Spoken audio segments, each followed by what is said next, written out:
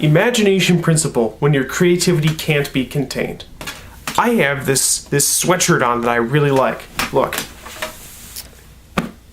It's a wolf shirt.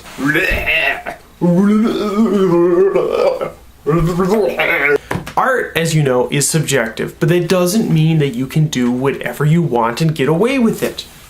There's some rules. Well, maybe guidelines, but some pretty strong guidelines. And the idea with guidelines is that you can break them, but only if you know them and you know what you're doing. So if you're getting started, and even if you're not getting started, it's always good to be aware of what's going on.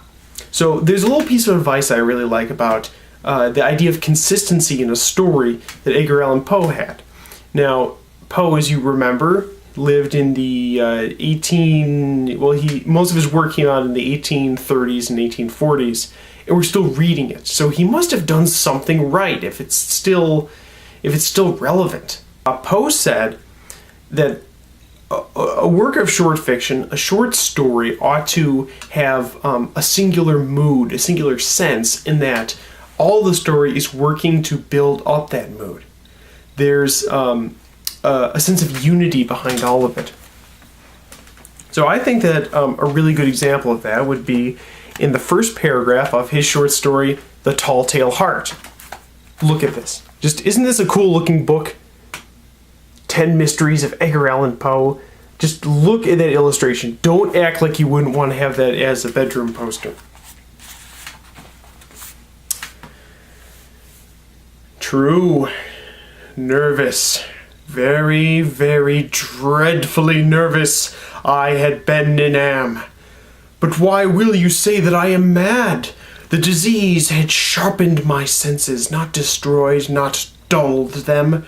Above all was the sense of hearing acute. I heard all things in heaven and in the earth. I heard many things in hell. How then am I mad? Hearken and observe how healthily, how calmly I can tell you the whole story. This is a fantastic introduction.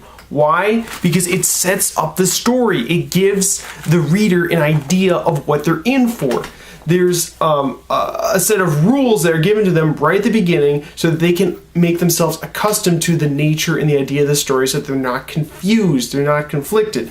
For example, right here in the first paragraph, you get the idea that this is a crazy kind of character. This is an unreliable narrator. The reader then knows, well, maybe they can't trust exactly everything that's being said. They have to read between the lines. It gives you an idea that this character is trying to prove themselves to you, the reader. There is a great sense of intimacy. He's trying to say he's not exactly mad, he's just on this different plane of thinking. It's a great story. It really is. So am I trying to kill your creativity? Absolutely not. What's just important is if you want to express an idea, and you can express any ideas, any sort of narrative, any kind of wacky characters, anything you can imagine, anything, you just have to be able to set it up. So, with that, what are you able to do? What are you able to make? I want to hear.